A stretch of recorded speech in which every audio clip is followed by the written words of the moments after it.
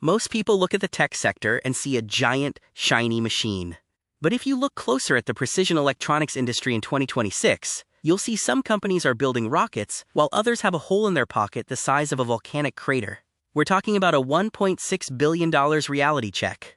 Today, HDIN Research is pulling back the curtain on the four giants: CTS, Ralliant, Sensata, and VPG. One of these is a fortress. Another is walking a tightrope over a pit of debt. Let's find out which is which. Think of the market right now like a high school reunion. The electric vehicle sector was the star quarterback everyone expected to win the Super Bowl, but now he's struggling to pay rent. That's the EV realignment. On the other side, the aerospace and defense sector is that quiet kid who started a rocket company and is now a billionaire.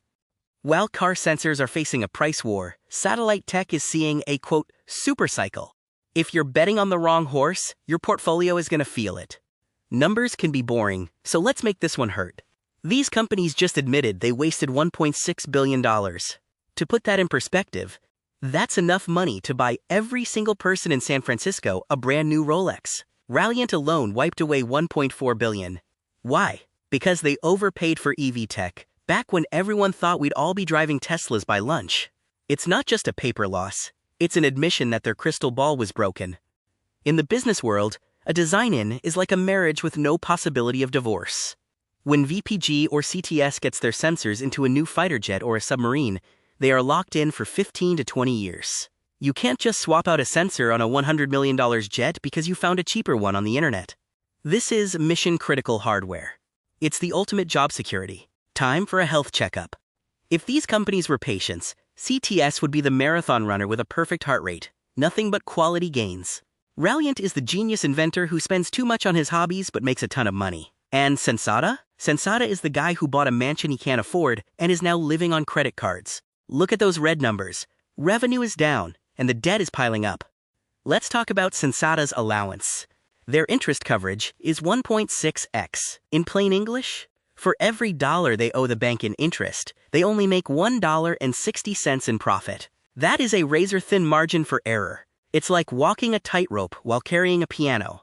If the car market trips even a little bit, there's no safety net. The old way of making money in EVs was selling basic sensors. That's a race to the bottom now. The new game is the brain and the brawn, high-voltage systems that handle massive power. Sensata is trying to survive by moving to China to cut costs. Basically, China for China. It's a bold move, but they're fighting local champions on their home turf. Why can't a startup just copy these guys?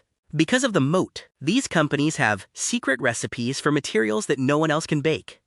VPG has a specific type of metal foil that stays perfect, even if you take it to the North Pole or the Sahara Desert. You don't just disrupt material science with an app. This is deep, dirty, difficult tech. This isn't about how much you sell. It's about how much you keep. We're seeing a shift toward quality over quantity. Companies are ditching cheap, bulk sensors for high-end medical and defense tech. Ralliant is the leader here, hitting a 50% margin. That means for every dollar they sell, half of it stays in their pocket. That's how you fund a revolution. Is AI just a buzzword here? No. For these guys, AI is the secret intern who never sleeps. They aren't using it to write poems. They're using it to run their factories and design sensors that can think for themselves. If you're a sensor company in 2026 and you aren't using AI to catch mistakes in your factory, you're basically bringing a knife to a laser fight.